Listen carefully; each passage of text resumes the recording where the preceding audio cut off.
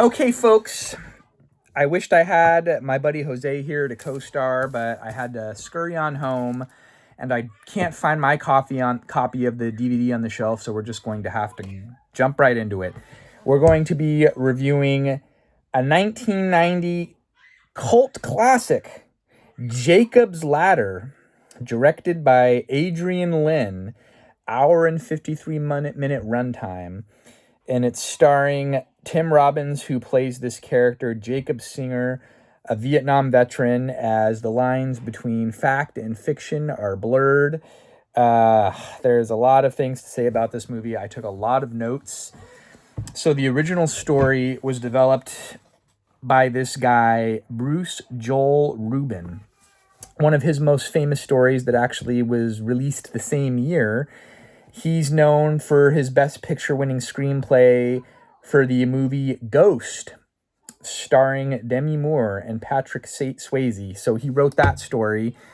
But in 1980, Bruce Joel Rubin kind of came up with this original idea of a guy trapped in a subway that was a horror film, and only low-budget studios were wanting to kind of make it, but he was holding out for like higher-budget production. Very interesting. And then he would partner with, 8 years later, the director Adrian Lyne, who is known for his psychological thrillers like movies like An Indecent Proposal or Fatal Attraction, which came out a couple of years earlier. He read Rubin's script and said it was one of the best scripts he'd ever made, and he wanted to help this vision come to reality. It is considered a psychological thriller / horror film. Almost 2-hour runtime. I think I mentioned, I'm just going to say it again, hour and 53-minute runtime. This movie was a box office failure.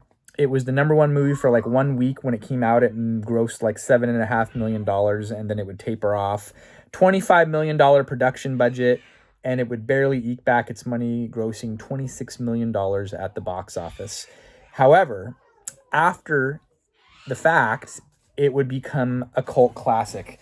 It is considered one of the inspirational films behind the Silent Hill franchise, with its horror depictions and special effects that were all done in camera. Very cool practical effects. I didn't find the movie particularly terrifying. I know they label it as a horror film. I just thought it was more a deep psychological film. And I feel like David Lynch, if you're a fan of David Lynch and the whole Twin Peaks franchise, which the original Twin Peaks came out right around the same time period as Jacob's Ladder in the early 90s. I feel like you're going to really enjoy Jacob's Ladder if you haven't seen it. If you're into psychedelics or philosophy, matters of heaven and hell, the afterlife, Jacob's Ladder is for you. I feel like this movie would pair nicely with Martin Scorsese's Shutter Island. If you're a fan of this movie and you haven't seen Jacob's Ladder, Tim Robbins had mostly done comedies up until this point. The studio wanted a big box office star like Dustin Hoffman to play the Jacob Singer role. The Carlico production company wanted Dustin Hoffman, but Tim Robbins was the first person to audition, as well as the female lead, the Puerto Rican gal that he dates in the movie, and the director Lynn loved him and gave him the position in the movie. Interestingly, facts. A third of the film was cut. There is over 20 minutes of footage that people were too disturbed in the test audience, and the final third of the film was cut to the theatrical version.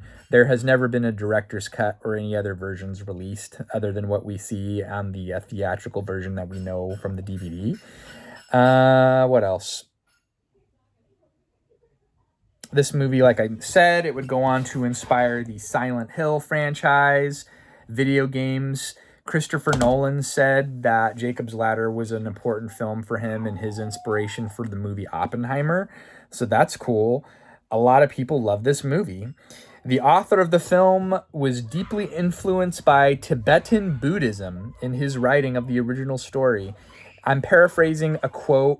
He says, "The real horror of the film is the revelation that life is never real and we are all trapped in eternal damnation and suffering.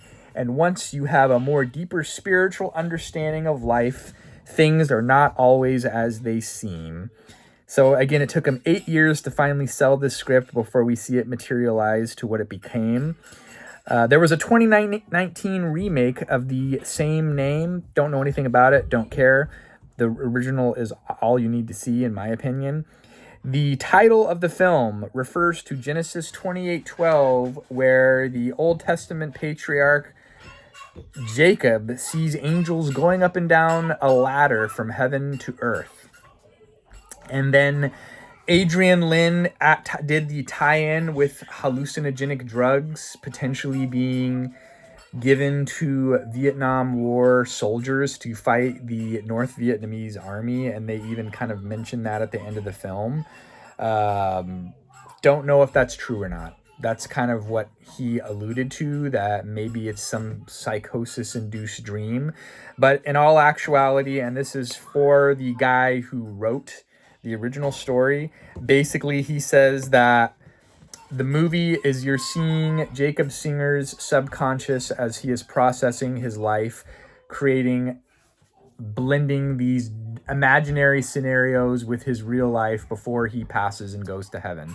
If you're a chiropractor, you're going to love this movie because there is a prominent chiropractor character featured as kind of a divinely influenced person. There is very disturbing imagery in this movie.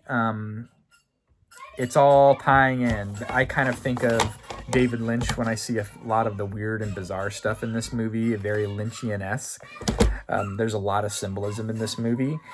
It takes place in the early 80s, would be my guesstimation.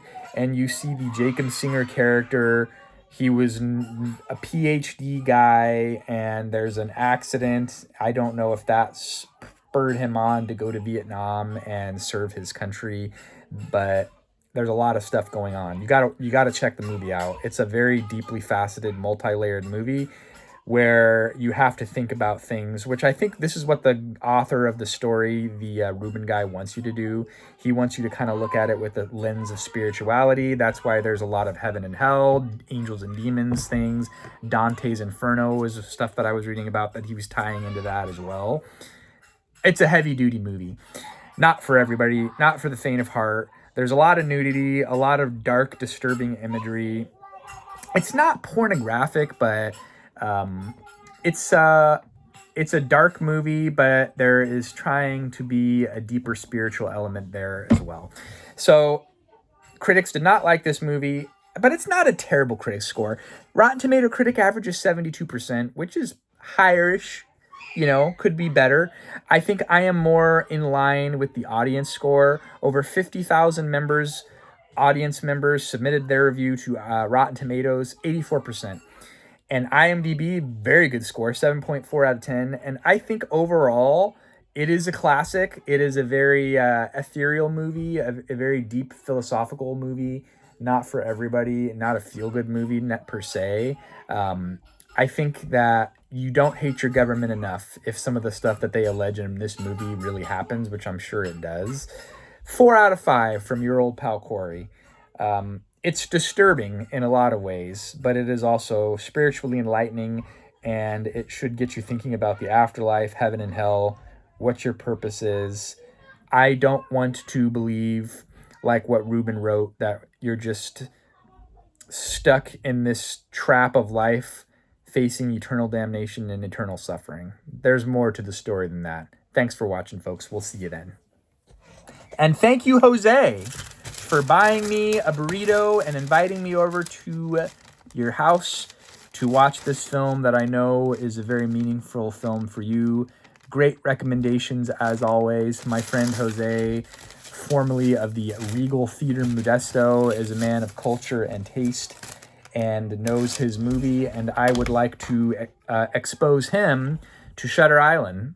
I don't think it digs as deep as Jacob's Ladder does, but it's an underrated film nonetheless, and I recommend that to you, and we will do another review on this when I watch it soon. Thank you for tuning in, as always, and hopefully I've broadened some viewers' horizons to check out new movies as well.